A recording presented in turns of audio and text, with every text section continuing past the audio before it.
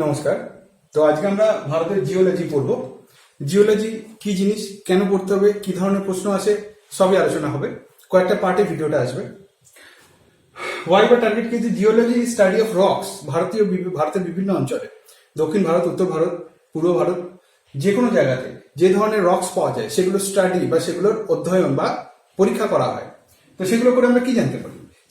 সেই জায়গাগুলোর মধ্যে কার মধ্যে মিনারেলস পাওয়া যাবে, মেটালিক মিনারেলস, নন মেটালিক মিনারেলস, এই সমস্ত কিছু। যেমন ধরুন আন্ডারস্ট্যান্ডিং মিনারেলস কম্পোজিশন। এবার যদি মিনারেলস কোথায় কি পাওয়া যায় জানতে পারি, তাহলে সেখানে ইন্ডাস্ট্রি গড়ে উঠবে, ইকোনমি গড়ে উঠবে, লোকজন সেখানে কাজ পাবে, তাদের জীবন ভালোভাবে চলবে। সুতরাং এটা একটা খুব গুরুত্বপূর্ণ বিষয়। স্বাভাবিকভাবে যেখানে কয়লা লোহা পাওয়া যায় না, সেখানেও ইন্ডাস্ট্রি গড়ে তোলে গভর্নমেন্ট কখনো কখনো, তারও কারণ আছে, সেসবই আলোচনা করবো। তারপরে যেমন ধরুন কোন জায়গায় সয়েল কম্পোজিশন কি আছে জানতে পারা যায়, কোন জায়গায় ল্যান্ড প্ল্যানিং করা যায়। যেমন ধরুন আমরা একটা উদাহরণ দিয়ে বলি, যে জায়গাগুলো খুব আনস্টেবল, হ্যাজার্ড প্রোন এরিয়া, অর্থাৎ যেখানে ভূমিকম্প হতে পারে, অগ্নুৎপাত হতে পারে, তাহলে সেই জায়গায় আমরা নিউক্লিয়ার পাওয়ার প্ল্যান্ট বানাবো না। কি করে জানবো? মানে ল্যান্ড টেস্টিং, সয়েল টেস্টিং করে তো জানতে পারবো কোন জায়গায় কি ভূমিকম্প হতে পারে, না হতে পারে, সবকিছু। তো সেই হিসেবে যেমন ধরুন আমরা বলতে পারি দক্ষিণ ভারতে যে পেনিনসুলার রিজিয়নটা আছে সেটা ভীষণ স্ট্রং, যে ওই এলাকাতেই ভারতের যত নিউক্লিয়ার পাওয়ার ইনস্টলেশন ওইগুলো ওখানে রয়েছে। হিমালয় ওইসব জায়গা নেই, এখানে ওখানে মাঝে মাঝে ভূমিকম্প হতে পারে, হয়ও দেখা যায়।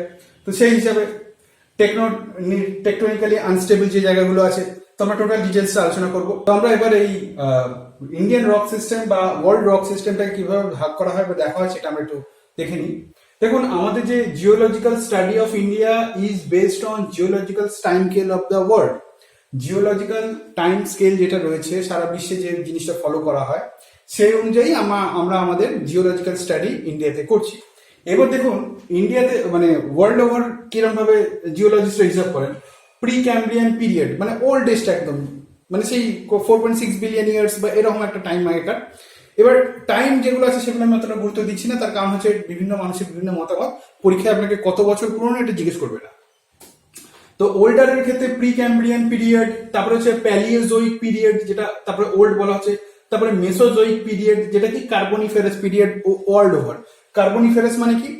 যে পিরিয়ডে কয়লা তৈরি হয়েছিল, আমরা যে আজকে কয়লা তুলি সেটা এই পিরিয়ডে গঠন হয় আর কি, তারপর সেটা আস্তে আস্তে এত বছর পর কয়লা আসে। তাহলে এই যে মেসোজোইক পিরিয়ডে কার্বনিফেরাস পিরিয়ড বলা হয়, যেটা মিডিল মেসোজোইক মানে মিডিল। তারপর যে সিনোজোইক পিরিয়ড যেটা রিসেন্ট অরিজিন। সিনোজোইক পিরিয়ডটা আবার দুভাগে ভাগ আছে, একটা হচ্ছে টার্সিয়ারি, এক হচ্ছে কোয়াটারনারি। তো এই টার্সিয়ারির মধ্যে হিমালয় গঠন হয়, আর কোয়াটারনারি পিরিয়ডের মধ্যে great planes of north India গঠন হয়। এটা এইভাবে ওয়ার্ল্ড ওভার মাপ করা হয়। কিন্তু আমাদের ইন্ডিয়ান রক সিস্টেম সেম জিনিসটাকে ফলো করে, কিন্তু আমরা আমাদের নাম দিয়েছি। যেমন ধরুন আমরা ওল্ড থেকে ইয়াং এর দিকে যাব। ইন্ডিয়ার টাইম ফ্রেমের মধ্যে প্রথম হচ্ছে আর্কিয়ান রক সিস্টেম।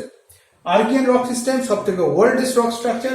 আর্কিয়ানটাকে এই প্রি ক্যাম্ব্রিয়ানও বলা হয়ে থাকে, যেটা আমরা খুলনার স্যারের বইতে পেয়েছি। আর্কিয়ানটাকে এই প্রি ক্যাম্ব্রিয়ানও বলা হয়। এবার আর্কিয়ান রক সিস্টেমটাকে দুভাগে ভাগ করা হয়, এক হচ্ছে আর্কিয়ান নাইস আর শিস্ট, তারপর হচ্ছে ধারবার সেডিমেন্টস, এই দুভাগে ভাগ করা হয়। তারপর পুরানা রক সিস্টেম, মানে রক সিস্টেমটা লিখিনি জায়গা না, সেটাকে আবার কুডাপ্পা আর ভিন্দিয়ান, এই দুভাগে ভাগ করা হয়। তারপর হচ্ছে দ্রাবিডিয়ান পিরিয়ড। দেখুন আমাদের ইতিহাসটা দেখুন, পুরনো, তারপরে দ্রাবিড় সভ্যতা, আরিয়ান রক সিস্টেম মানে আর্য সভ্যতা, ঠিক সেরকম ভাবে রকের নামগুলো করা হয়েছে। তো দ্রাবিডিয়ান হচ্ছে ওয়ার্ল্ড কার্বনিফেরাস, কোনটা? যেটা আমাদের মেসোজোইক কার্বনিফেরাস পিরিয়ড, সেটা ওয়ার্ল্ড। এবার ভারতের ক্ষেত্রে কার্বনিফেরাস পিরিয়ডের অতটা গুরুত্ব নেই, তার কারণ ভারতে সেরকম ভাবে কয়লার গঠন হয়নি। এবার আপনি বলেন না স্যার, দুটো বিটুমিনাস তো ভালোই পাওয়া যায়, কয়লা পাওয়া যায়, ওইভাবে গঠন হয়নি, আমাদের আরো ওই কয়লাগুলো আরো পরে গঠনের সময় হয়েছে। তারপরে আরিয়ান রক সিস্টেমটাকে গন্ডোয়ানা, ডেকান, টার্সিয়ারি, ইয়াংফোর্ড আর কোয়াটারনারি এই পিরিয়ডে আমরা ভাগ করেছি। যেমন গন্ডোয়ানা ল্যান্ডের ব্যবহার করি, যদিও গন্ডোয়ানা ল্যান্ড অনেক পুরনো। তো ওল্ড থেকে নিউ এইভাবে এসেছে আমাদের গঠনটা। এবার কিভাবে আমাদের আর্কিয়ান থেকে কিভাবে পুরানো রক সিস্টেম, কিভাবে এইগুলো আসলো, এবার এগুলো আমরা আপনাকে ডিটেলসে বলবো। প্যানজিয়া যেটা আগে একটা সুপার কন্টিনেন্ট ছিল, মানে সারা বিশ্বে যত ল্যান্ডমাস আপনারা দেখতে পান, যত কন্টিনেন্ট যত আছে সবকিছুই প্যানজিয়া নামের একটা কন্টিনেন্ট দিয়ে, যেমন যদি ধরি আমরা এটা একটা পৃথিবী গোল হিসেবে ধরি, হ্যাঁ, তাহলে পুরো প্যানজিয়া কন্টিনেন্টটা একটা জাস্ট এরকম টাইপের হয়ে পুরো ল্যান্ডমাসটা এরকম ভাবে ছিল। পরে সেটা ভেঙে টুকরো টুকরো হয়ে আফ্রিকা, এইদিকে আমেরিকা, সব এইভাবে ভেঙে টুকরো টুকরো হয়ে বেড়ে থাকে। সেটা আমরা একটা ছবি দেখে নেবো এখনই একটু পরে। তাও এবার প্যানজিয়া কন্টিনেন্টটা ভেঙে গিয়ে লরেশিয়া ল্যান্ড আর গন্ডোয়ানা ল্যান্ড এই দুভাগে ভাগ হলো। লরেশিয়া আর গন্ডোয়ানা ল্যান্ড এই দুভাগে ভাগ হয়ে গেল। তারপরে এইটা কোথায় ছিল?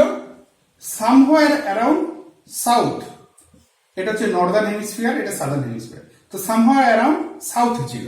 তারপর এটা আস্তে আস্তে এখান থেকে এগোতে থাকলো। তারপরে এই যে গন্ডোয়ানা ল্যান্ড ছিল, তো ভারত যেটা রয়েছে বর্তমানে, ভারত বলতে আমরা যেটা বুঝি পুরোটা না, ওই পেনিনসুলা পার্টটা, যেটা ওই পেনিনসুলা পার্ট বলতে এই যে জাস্ট এইরকম ভাবে এই যে পার্টটা, এই পার্টটা ফার্দার গন্ডোয়ানা ল্যান্ড থেকে ভেঙে গেল, দিয়ে আস্তে আস্তে নর্থ হেমিস্ফিয়ারের দিকে আসতে শুরু করলো। এই যে জায়গাটা আছে যেটা গন্ডোয়ানা ল্যান্ড থেকে ভেঙে গেল, যেটা সাদার্ন হেমিস্ফিয়ারে ছিল, সেটা আস্তে আস্তে আসতে শুরু করলো। দিয়ে আস্তে আস্তে এই জায়গাটা পুরো টোটাল কি কি জায়গা নিয়ে গঠিত? এই যেমন ধরুন আমরা যেটা আরাবল্লী পর্বত বলি, আরাবল্লী পর্বত থেকে শুরু করে এদিকে উত্তর পূর্ব ভারতের যে পাহাড়গুলো রয়েছে, উত্তর পূর্ব ভারতের হিলস গুলো রয়েছে, সেইটা নিয়ে এই পুরো জায়গাটা গঠন ছিল। মানে আপনার বোঝার স্বার্থে যে কতটা। এবার উত্তর পূর্ব ভারতের হিলস বলতে আমরা কিছু মানে ভারত মায়ানমার সীমান্ত পড়তে গিয়ে জানতে পেরেছি যে যেটা হচ্ছে পূর্বাঞ্চল হিলস যেটাকে বলে, সেটা কিন্তু হিমালয়ের পার্ট, এইটার পার্ট নয়। এইটার উত্তর পূর্ব হিলস বলতে আমরা বোঝাতে চাইছি গারো, খাসি, জয়ন্তিয়া, যেটা মেঘালয় মালভূমিতে আছে। ইভেন মেঘালয় মালভূমিটা ভারতের এই এটাকে বলা হচ্ছে পেনিনসুলা প্লেটুর অন্তর্গত। কিন্তু মালদা ফল্ট দিয়ে এই পেনিনসুলার প্লেটুটা থেকে, মানে এই প্লেটু থেকে এই মালভূমি যেটা রয়েছে মানে ওই মেঘালয়ের গারো, খাসি, জয়ন্তিয়া পাহাড় যেটা, এটা আলাদা হচ্ছে। আদারওয়াইজ দুটো একই পার্ট। তাহলে এই পুরো পার্টটা এইভাবে যাচ্ছে। তো সেই অবস্থাটা এইভাবে যাচ্ছে, এটা কিন্তু স্ট্রেট যাচ্ছে না, এটা এইভাবে যাচ্ছে। তো এটা যখন যাচ্ছিল রিউনিয়ন হটস্পটের কাছে পৌঁছাল। রিউনিয়ন হটস্পটটা কি জিনিস?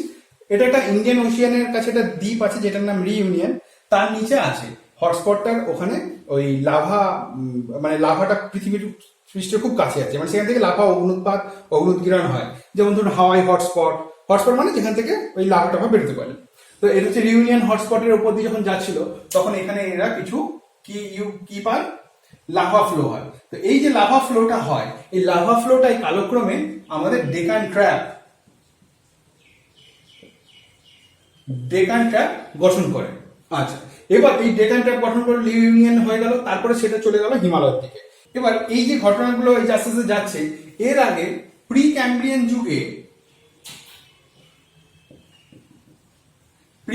পিরিয়ডে একটা মেগা আইস এজ হয়।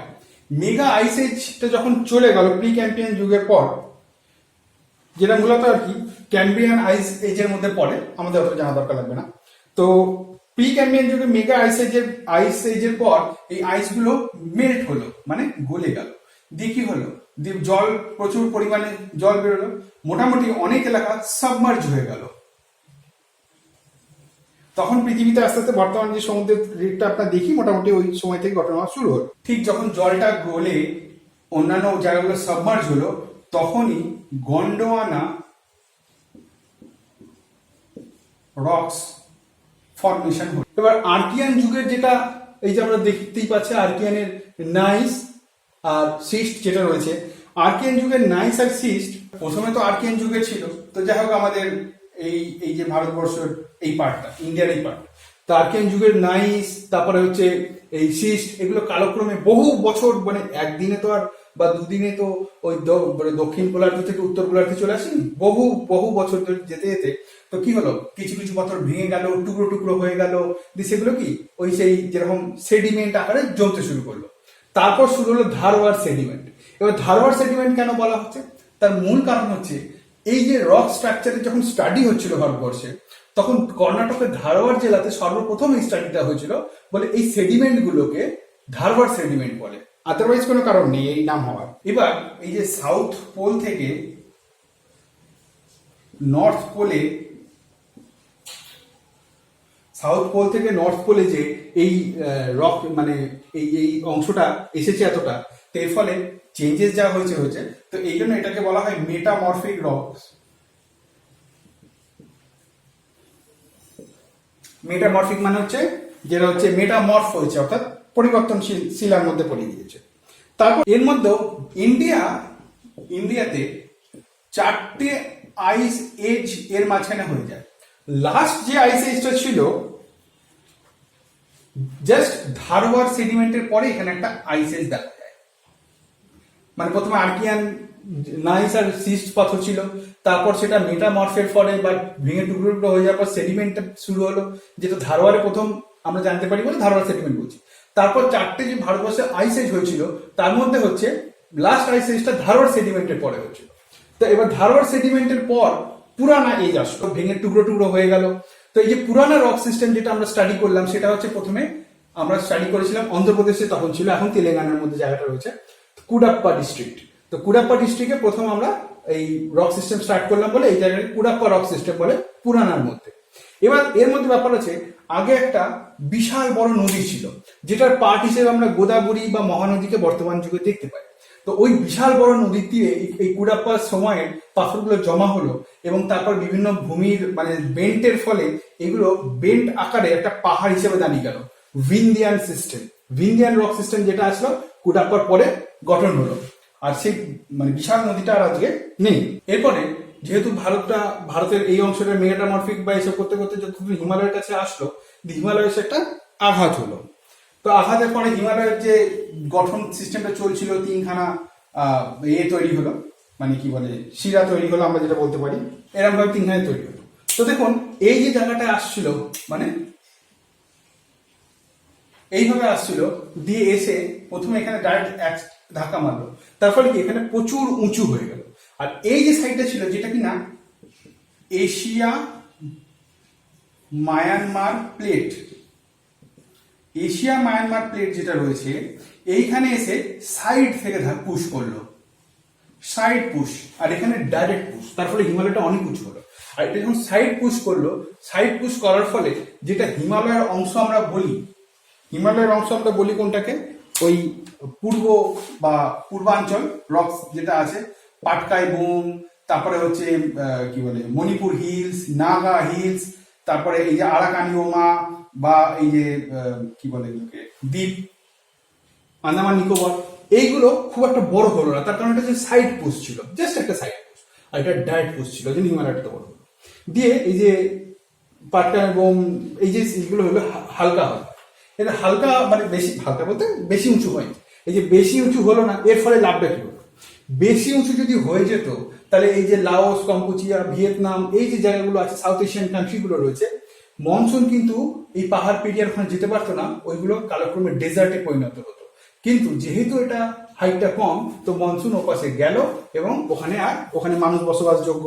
তো আমাদের টোটাল ইন্ডিয়ান রক সিস্টেমের বা আমাদের ভারতের যেটা ট্যানজিয়া থেকে শুরু করে দক্ষিণ গোলার্ধ থেকে উত্তর গোলার্ধে আসলো, ইউনিয়ন হটস্পট দিয়ে পার হলো, আমরা যেটা জাস্ট একবার রিভাইজ করে দিলাম। তারপর এটা এখানে ধাক্কা মারলো, আর যখন রিউনিয়ন হটস্পট যেটা ইন্ডিয়ান ওশিয়ানের রিউনিয়ন দ্বীপের নিচে আছে সেখানে যখন আসছিল, তখন এখানে লাভা ফ্লো হলো, ডেকান ট্র্যাপ গঠন হলো, এটা ডাইরেক্ট পুশ করলো, হিমালয় 3টে শিরা উঠলো, আর এটা সাইড পুশ করলো, তার ফলে এখানে যে পাহাড়গুলো উঠলো যেটাকে আমরা পূর্বাঞ্চল বলছি সেগুলো বেশি হাইট হলো না, আন্দামান নিকোবর দ্বীপপুঞ্জটাও বা আরাকানিওমাও এই হচ্ছে। এরপরের দিন আমরা যেটা করবো আর্কিয়ান রক সিস্টেমের ডাইরেক্ট আলোচনা করব, কি কি আছে, পুরানা রক সিস্টেমটা ডিটেলস আলোচনা করবো, দ্রাবিডিয়ানটা, আরিয়ানটা ডিটেলস আলোচনা করব। হয়তো আর 2-3টে ক্লাস লাগতে পারে। তো আজকের ক্লাসটা এই পর্যন্ত ছিল। কোনো প্রশ্ন বা কিছু জিজ্ঞাসা থাকলে আপনি আমাকে জিজ্ঞাসা করুন।